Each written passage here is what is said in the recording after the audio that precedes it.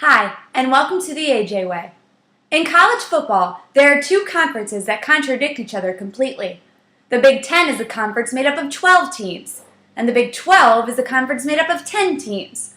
Let's take a look at the Big 12 and see how many of the 10 teams will be calling 2012 a successful football season. The obvious leader of the Big 12 pack for now is Oklahoma, where the wind comes sweeping down the plain. Broadway fans? No? Okay, moving on. The Sooners bring back senior quarterback Landry Jones, and they also bring a sense of determination to attain the Big 12 Conference title in 2012. After losing, scratch that, getting creamed in the title game against Oklahoma State last year, the Sooners are starting the season in the number 4 spot. I'm not sure they have enough gumption or big-name talent, for that matter, to finish the season where they are starting. The Big 12 has a few rising stars in the conference that will do everything in their power to knock Oklahoma off their high horse. And one of those rising stars is newcomer West Virginia. Fresh off an explosive win against Clemson in the Orange Bowl last season, the Mountaineers are heading into their new conference with a drive to succeed. Quarterback Geno Smith is going to do everything he can to make the success a reality this season, as it seems Smith just keeps improving little by little in every game. Smith had 6 touchdown passes in the Orange Bowl and will hopefully bring that same drive to each game this season.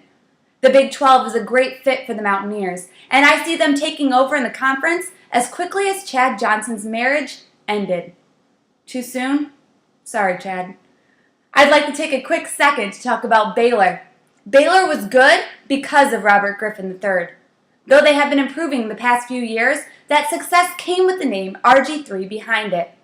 I like to root for the underdogs, and I hope Baylor can keep their heads above the water now that they are living RG3 free. Prove me wrong, Bears. Prove me wrong. Next on the list, Texas. Has anyone even cared about Texas since Colt McCoy left? Coach Mack Brown had a team that went 5-7 in 2010 and 8-5 last season, which has undoubtedly left many long faces on Longhorn fans around the country. Brown decided to make some coaching changes this season, so hopefully that'll bring the Texas we once knew. It's sad to see the fall of a team that used to be a national championship contender each year, but Texas hasn't really shined since they won the national championship in 2005. This could be the year that Texas revamps itself, as they are starting the season ranked 15th.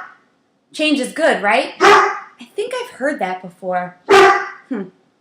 Oklahoma State, Kansas State, and newcomer TCU are all in the preseason top 25, but they aren't good enough to drop below 20 in the rankings this season. Iowa State and Kansas, well, they need a tornado to come through, prayers, FEMA, before they do anything on the college football scene. But I do know a certain honey badger that will need a team to play on next year.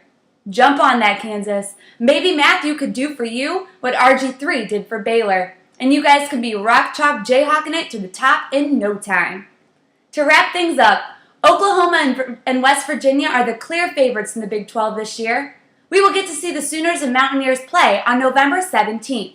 And if the Sooners come in undefeated, expect Corso and Herbstreit to be there bright and early that Saturday morning. It also could mean upset city. Population, Oklahoma. We'll see you next time on The AJ Way.